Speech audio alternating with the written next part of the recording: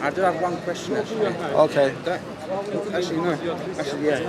Don't take this in the wrong way, but was Muhammad pagan before he was Muslim, worshipping the moon god? No. See, this is something which is repeated a lot. But how would you say? The Quran is very clear, or the Arabic language is very clear. Al-Qamar. Al-Qamar means the moon. Allah mentions in Quran, let me just remember the verse, bear with me. No problem.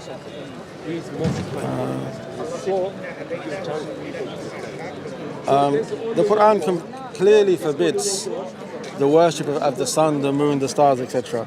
So, and the Arabs themselves, they believed in a God called Allah, but the people they turned to idol worship. So they believed in all these different idols, but they themselves believed they were intercessors, or zulfa. They were a means of getting close. So they believed in one supreme God, Allah, but they believed all of these idols or statues, they were like a means to get to the Creator. They still believed that the worship had to go to the Creator, but they believed it had to go for an intercessor. They didn't believe they could approach directly. So this was so the Arabs before Islam, they knew the word Allah and they knew the word moon, and they were never mixed. This is, I think, it's an idea which has been propagated by Christians. Let me just see. So in chapter 41 of the Quran, I mean, there's a number of them.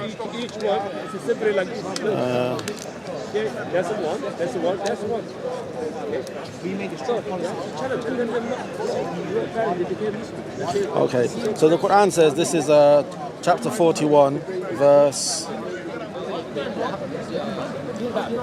ayah 37. It says, وَمِنْ آيَاتِهِ اللَّيْلُ وَالنَّهَارُ. From his signs, so from the signs that we recognize as the Creator, is the night and the day. وَالشَّمْسُ وَالْقَمَرُ. The sun and the moon.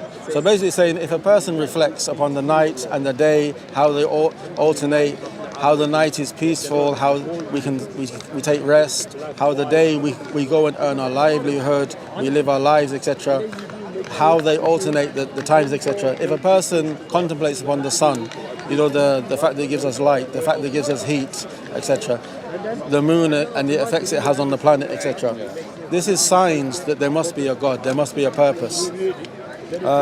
So then he mentions, لا تسجدوا للشمس ولا للقمر. Do not prostrate, do not bow down to the sun or the moon. واسجدوا لله الذي خلقهن إن كنتم إياه تعبدون. Then it says, but prostrate, bow down to Allah, the one who created all of these. If it is Him that you truly believe. So the point being, the idea that the Prophet Muhammad worshipped the moon god, there's no evidence from the time of Islam. His enemies who opposed him, the idol worship of the time, the Christians he fought against, the Jews he fought, none of them made this accusation. It doesn't work from the Quran, it doesn't work from the Sunnah, it doesn't work from the Arab history, it doesn't work from the history of Islam. It's something which has recently been said. It contradicts what's actually been said in the Yeah. Which is the main point, yeah. But I would say the other things I mentioned as well. Yeah. So it's just, I think these ideas are distractions where people, I'm going to say, they have a jealousy of Islam and they find it difficult to deal with Islam as Islam is. So they invent things.